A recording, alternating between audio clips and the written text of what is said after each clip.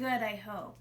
All right, we got a really good, amazing lesson for you today. This is lesson 4, and I wanted to just talk a little about, give you a couple things you could do with some younger kids. How does that sound? Good. Because I know that most of these things are good for kids that are 6 to 14 years old, but I'm going to give you a couple things that you can do with your younger siblings, and you can do this too because it's good training, okay? So I'm going to show you right now. Remember who I am. I'm Carrie, and I'm an art professor, and I also teach classes in Leonardtown, and I have a company called The Yellow Line. I have on my JMU hat today. That's where I went to college. And I got an email from them today saying that they are, like everybody else, going remote and online for their classes. So this is a shout out to JMU and all those students out there that are not going to be able to go back for the semester. We're thinking about you. And one thing that I loved about JMU, besides my husband and my lifelong friends, the Tiki Landers that I still have from JMU, is that they teach you the valuable quality of community and how important it is to be involved with your community. And so I'm lucky because I get to be involved with my community and do art at the same time. So that's part of the reason I'm doing this, and I can thank JMU for that because they trained me really well when it came to taking care of my community. All right, so I hope you do the same with your neighbors or your siblings or your nieces and nephews, whoever's around you during this time, because there's a lot of kids at home from school, right? Right, Georgia? Right, Maddie? Yeah. Yeah. All right, so if you guys can come a little bit closer, one of the things we talked about with our bunnies was that they were very ovular. They had a lot of ovals and a lot of circles. And so one thing that I like to do with my college students and anybody that comes to the studio is I like to teach them how to draw an oval. And sometimes it's good to take away a shape from an image. So you can have an oval or a circle, right? And it doesn't have to make a bunny or a sun or anything. It can just be a circle. And so one of the things I do is I have kids, really young kids, 2 years old, 3 years old, and I get a really big piece of paper, or if you don't have a big piece of paper, something like this could work, and I have them go over their circles like 1, 2, 3, 4, 5 times.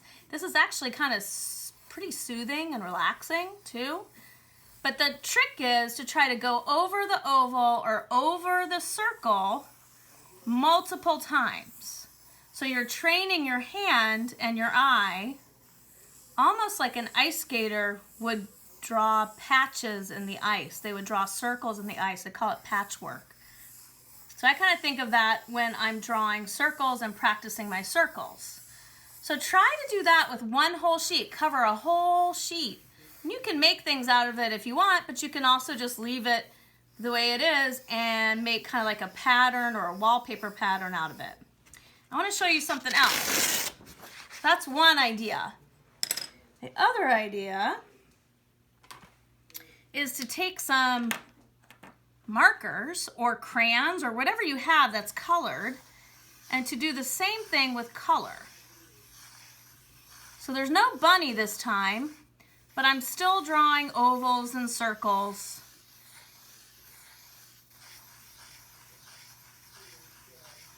And if I use multiple colors, it starts to look super cool.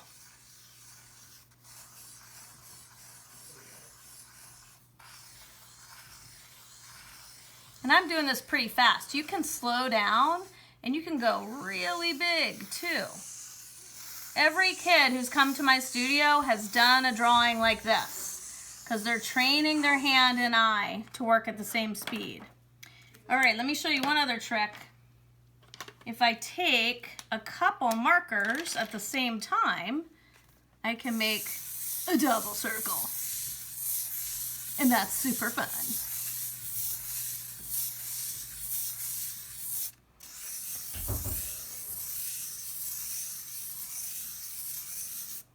What do you think, Maddie? It's good. So, one thing you could do is I have also heard that there's lots of seniors stuck at home or stuck in their assisted living places. You could turn this into a card And you could write something to somebody that you love on it and send it in the mail. Because as far as I know, the mail is still happening. And even if it's not, you can take a picture of it and send it to them, right? So that can make a pretty cool card. So that's another idea. So practice your circles and ovals without making an image. That's a really good thing to do. All right. Now, if we can just move the camera back up here, I have a big surprise for everybody today. Are you ready?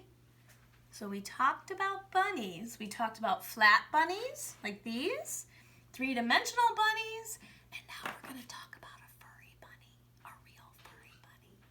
Because guess who joined us for the duration of our homestay? Look. Hi guys, so this is Jersey.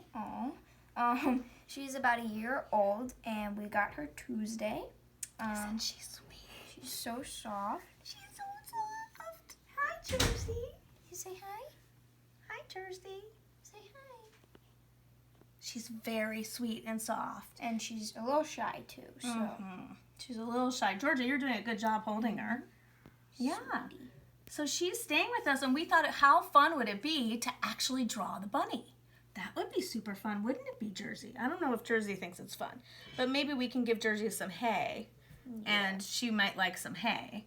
But before we do that, I have a special guest with us here today, somebody who can tell us a little bit about bunnies.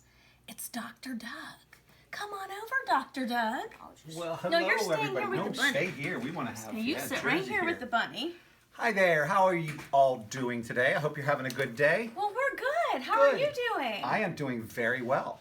And I really Good. appreciate you asking me in to come here and meet Jersey and to talk to you guys a little bit about bunnies.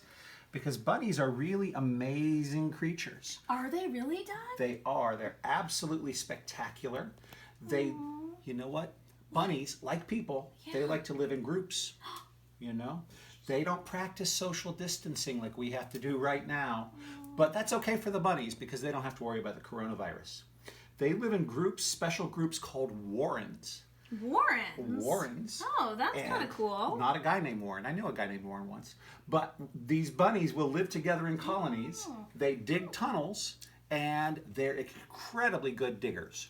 So if you have a bunny that you have outside, say, in a bunny hutch, then you're usually going to end up having to have some sort of screen on the bottom so they don't just dig their way right out underneath.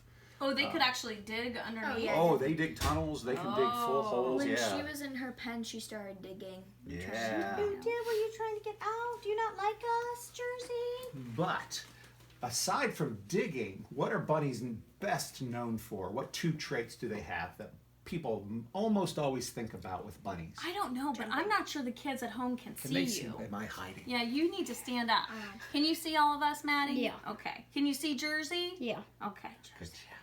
So, can you give me an example, Georgia? Jumping. Well, they are good jumpers, aren't they? And that's because they have special legs, very strong hind legs that are great for digging, but they're also great for jumping. And that helps them make their way out around their habitats and to get away from predators, right? Because, of course, bunnies, they're what you call a prey species. They eat just plants. But unfortunately for the bunnies, some animals like to eat them, so they have to be able to get away as quickly as possible. So they can do that by digging, or they can do that by jumping. Yes, scary bunnies. Scary bunnies. So yeah, I wasn't even thinking of that, Georgia, but you're exactly right. They do have special legs. What's something else you think of with bunnies? Ears. The ears, right? So all bunnies have special legs, and all bunnies have special ears? Right. They have very big ears, right? Now, Can you zoom in on the ears, Maddie?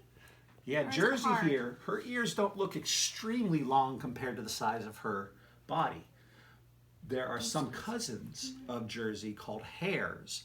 Oh. They are rabbits, but they're a special group of rabbits, and they have much bigger and longer ears. They live in warmer areas. All bunnies use their ears to help them listen for predators that might want to eat them. So they have big ears to listen. But they can also use these ears to help thermoregulate. That's a big word. That's a really big word. Thermoregulate. That means control their body temperature.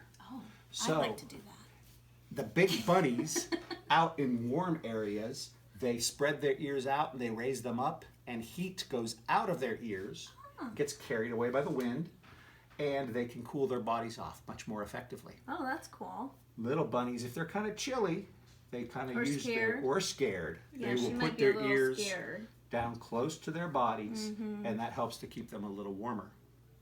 And the other thing that I was thinking about with bunnies are their teeth. Now, their teeth cause some confusion. Well, Bugs Bunny has huge teeth. Huge teeth, right? Yeah. And they need those teeth for chewing on all kinds of stuff. I don't know if you know it, but eating grass and clover and plants like that can be really hard on your teeth. It can wear them out really quickly. But bunnies' teeth grow constantly. And if they're not constantly chewing on stuff that's very tough, their teeth will get too long. Other animals that happens with are things like mice, guinea pigs, rats, right? The rodents. And this caused some confusion. At first, people grouped bunnies and rodents together because of their teeth. Scary bunnies. But they're actually not rodents at all. They're in a special group called the lagomorphs, Oh. which is a Another big fancy word. Greek word that means hair-like. Oh, They're shaped like a bunny, basically, is what they're being said. That's what that word means. cool. And Did you guys know all that about bunnies? I didn't. they're pretty spectacular, wonderfully sweet little animals, that's for sure. I just had a group of friends in high school called the Scary Bunnies. And What that's about a you, story Jersey? for What do you another think? time. Well, what I want to do, I'm hoping, oh, she's scared. I'm hoping that we can kind of put her on the table for a second. Do you think we can just put her on the table so or just hold her a little bit so the camera can see her? Yeah, hi. Say hi. Now, you guys, if we hold her, look at her. She's so sweet. If we hold her, maybe you can take a screenshot really quickly, or maybe not. She's a little scared. Let's try to put her back over here. Grab a screenshot Okay, we'll grab a screenshot for you. and put it in. Yeah, but the cool thing about drawing something that's living is that you gotta draw really fast. So I'm gonna try to draw her. Oh, she's very scared. So I'm gonna just do it really quickly, and then we'll use other things. Maybe Georgia or Maddie will sit for me. Do you want me to hold her or? Yeah, you're good right there. Just kind of watch her so she doesn't jump off or hurt herself. Oh, hold on, Jersey.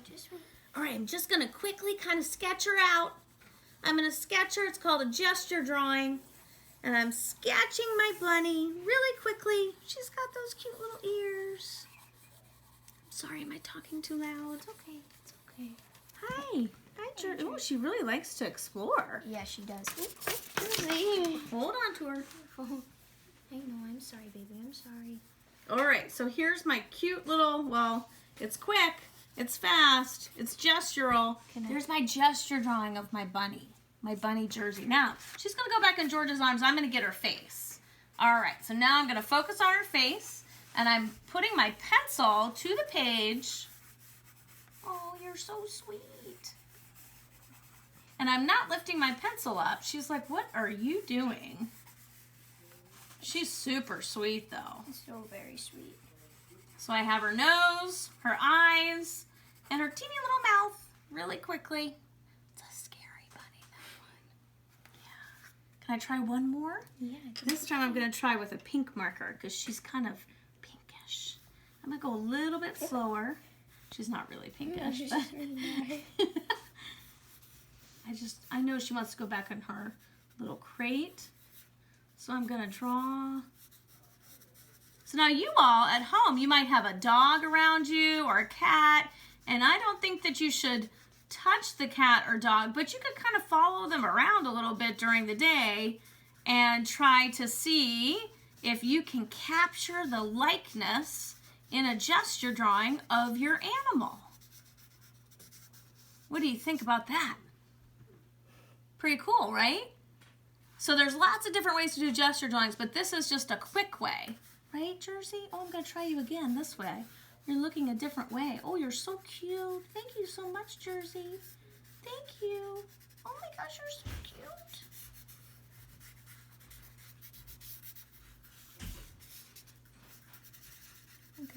pen after this. We'll put you in your pen after. Then we'll give you nice treats in the pen. See? So I have a start to my bunny drawings. And that's a really good start to observing. Right, Jersey? Okay. Thank you so much, Jersey, for coming to visit us. Say bye. Thank you, Jersey. Bye. Can we take a screenshot and put a picture of Jersey on the video? In the comments. And then you can try to draw her when she's still, but maybe find an animal, or if you don't have an animal, you can look out your window and maybe there's a pigeon or a bird or a squirrel. I like squirrels. Okay, we'll see you later.